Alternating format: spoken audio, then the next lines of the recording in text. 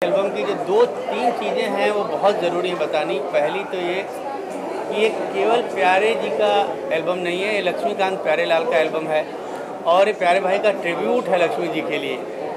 और जब भी मुझे पुराने लोग कभी मिलते हैं, इवन आजकल जो मेरे चाहने वाले हैं तमाम लोग मिलते हैं, बोलते हैं सर वो पहले जैसे गाने अब सुनाई नहीं पड़ते।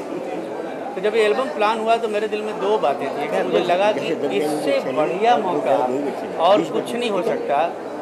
और मेरा बहुत सालों का सपना था कि मैं प्यारे अंकल के साथ कभी काम करूं। लक्ष्मीकांत प्यारेलाल प्यारे जी सबके साथ मैंने बहुत काम किया। तो मुझे लगा कि लोगों को जो इंतज़ार है कि एक बार फिर 14 साल के बाद लक्ष्मीकांत प्यारेलाल का म्यूजिक सुने, तो हमने कोशिश की। हम बैठे, पंकज आए और सारी बातें हुई और जब प्लान किया गया एल्बम, तो आप जब एल्बम सुनोगे तो आप उस दौर में चले जाओ। आपको लगेगा कि, और मैं बताऊं, आज भी लोग बोलते हैं पुराने गाने लोग क्यों गाते हैं। बात नए पुराने की नहीं होती, बात अच्छे और बुरे की होती है। जो अच्छा है वो हर दौर में अच्छा है, जो बुरा है वो हर दौर में बुरा है। परिवर्तन कुछ नहीं होता, परिवर्तन केवल इतना होता है कि जनरेशन बदलती है, चीज़ें बदलती हैं, साउंड बदल जाता है, बट बेसिक जो मेलोडी है वो कभी नहीं बदलती। आज भी जो गाने, मेलोडियस गाने आज भी चलते हैं, पहले भी चलते थे। अब सोचने समझने के, कहने के अंदाज बदल जाते हैं, क्योंकि बदलाव ज़रूरी है। बदलाव जो प्रकृति का नियम है, बदलना पड़ता है। मगर इस एल्बम में, अच्छा, और एल्बम करने की वजह क्या थी कि एल्बम ही एक ऐसी चीज़ है जहाँ आप अपने दिल की बात कर सकते। हमने इसका नाम दिल से क्यों रखा है कि यहाँ कोई सिचुएशन नहीं है, कोई डायरेक्टर नहीं है, कोई बंदिश नहीं है, कुछ नहीं। आप वो लिखो, वो बनाओ, वो गाओ जो आपका दिल कहे। और ऐसी चीज़ आज की तारीख में लोग बहुत मिस करते हैं। और मैं बताऊं कि ये वही मोड़ है जहां से म्यूजिक को एक नई दिशा दी जा सकती है। और अगर लोगों ने इस एल्बम को सराहा, चाहा और सुना, तो यहाँ से वो परिवर्तन 100% हो सकता है। अब ये डिपेंड करता है कि आप उसको किस तरह से लेते हैं। और मीडिया का, जैसे प्यारे अंकल ने बोला कि मीडिया का सपोर्ट चाहिए।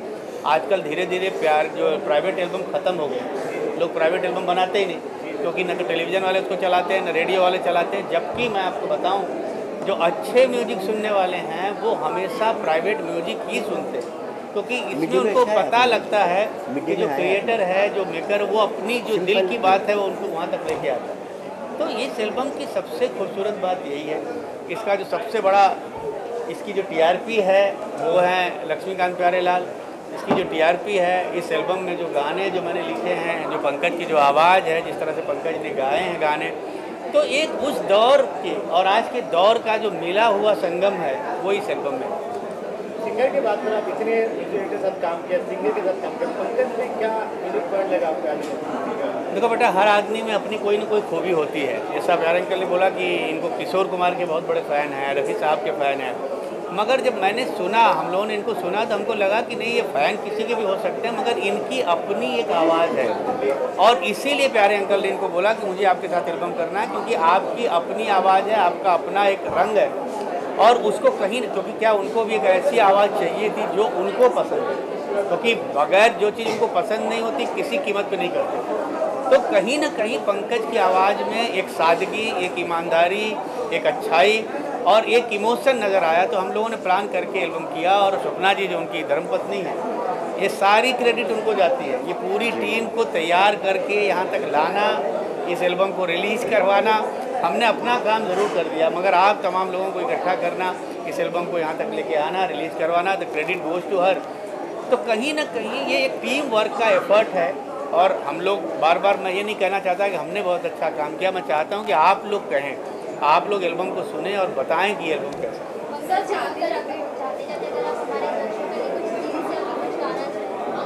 अभी दिल से कुछ गाना चाहें आप? दिल से from this album I think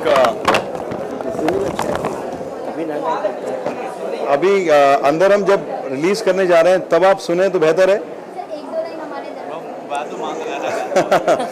जो सबसे फेवरेट हमारा सबका गाना है वो आप भी साथ में गाइए हमारे। नहीं अरे थोड़ा गुनगुनाइए साथ में। तो अपनी माँ को सब याद करके, माँ सबसे एक फेवरेट सब्जेक्ट है। सभी अपनी माँ को बहुत मोहब्बत करते हैं, बहुत प्यार करते हैं। तो इसके बोल ऐसे कुछ हैं कि मैं हूँ परदेस में,